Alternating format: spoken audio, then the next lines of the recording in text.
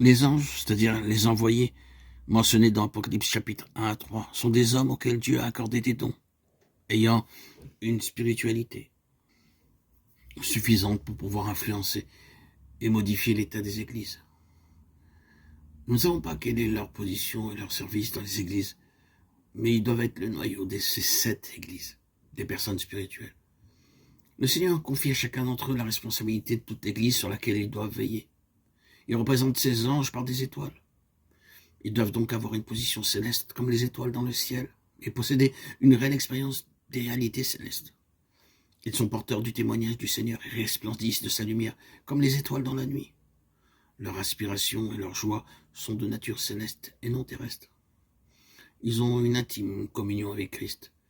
Ils reçoivent également la puissance et l'autorité du Seigneur, car ils sont dans sa main droite.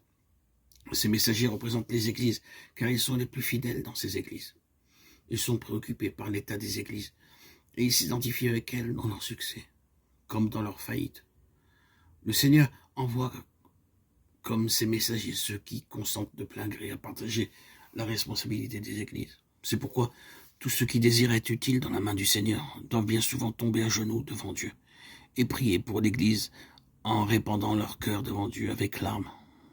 Bien que la défaite des autres ne soit pas leur défaite en expérience, s'ils ne prennent pas à cœur la défaite des autres, le Seigneur la mettra sur leur propre compte. Ces responsables doivent avoir un cœur très large, embrassant tous les enfants de Dieu, portant la situation des autres comme si elle leur était propre.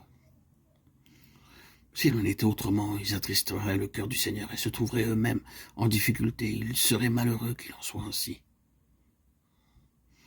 D'autre part, si des croyants se livrent sincèrement au Seigneur en portant les fardeaux de l'Église à cause de lui, ils accompliront de grandes choses pour le Seigneur et recevront de sa part leur propre récompense. Frères et sœurs bien-aimés en Christ, nous devons reconnaître que le Seigneur est équitable dans son jugement. Lorsqu'il voit la fidélité dans l'église de Smyrne et dans celle de Philadelphie, il en fait l'éloge.